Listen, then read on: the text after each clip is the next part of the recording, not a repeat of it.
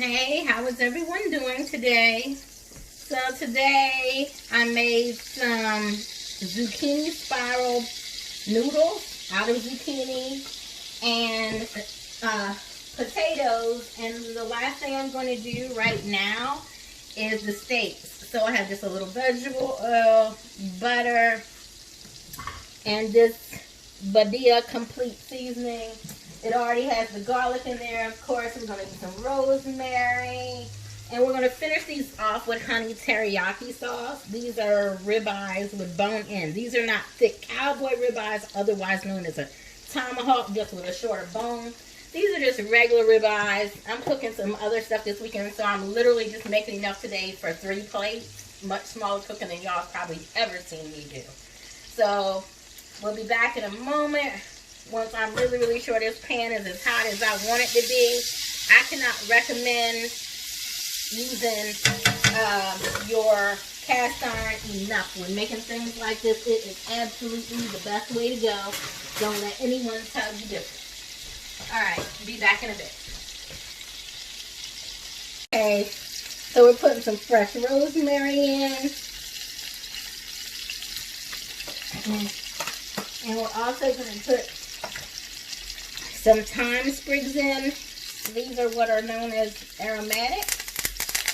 And we are definitely hot enough now. So now, you're going to turn your heat down some because your cast iron skillet retains heat on its own. Alright? So now what I'm about to do is get my good old basting spoon if I can find it. And of course, I don't seem to see a spoon anywhere, strangely enough. Ay, ay, ay. It's always something, you know.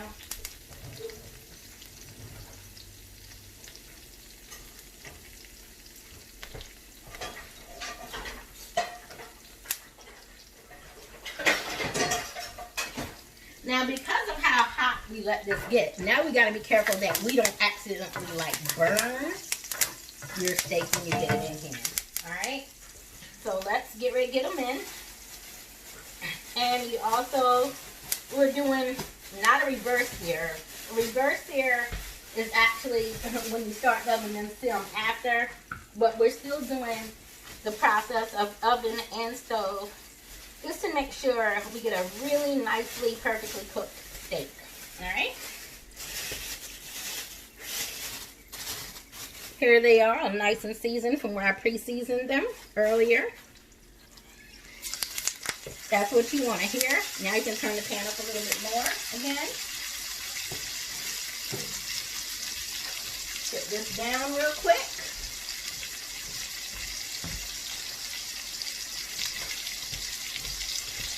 Now, this pan is pretty heavy because normally you would tilt your pan forward to do your basting. But because this pan is so big and so heavy, I'm not about to do that with my wrist today. So we're just basting like this with a spoon that's way too big for basting too. I'm just not even sure where my other spoons are. Let me see. I usually keep stuff here on the stove so it's easy for me to reach.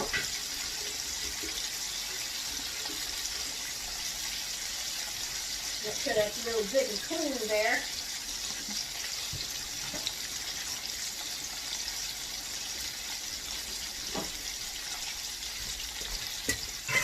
Might be a little easier, still be easier if we tilted the pan forward. Not the easiest thing to do when you're keeping it flat like this, but I digress. You want to turn it over. Now, normally what you want to do is make sure that it's more brown than that before you flip. But I got myself in a bit of a rush there, something I shouldn't have done, and turned it too soon. So we will be going back over because right now it is not as done as I would like it on this side. You want a really nice golden crispiness to it. Get some more butter going. Get your baking spoon. Much easier when you can tilt the pan. I just can't with my wrist today. So. But normally you want to tilt it towards you to get all the liquid to a corner so it's easier to baste over your meat. All right, so I'll be back when dinner's all done. Okay, guys, here we are. Ribeye bone-in steaks with my own chimchuri sauce on it, made from various household items. Look how beautiful. The steaks also have a teriyaki glaze. Then we've got the zucchini noodles made with my vegetable sterilizer. And we got some smashed potatoes with butter and ranch and smoked paprika. Good. And garnished with sprigs of fresh thyme.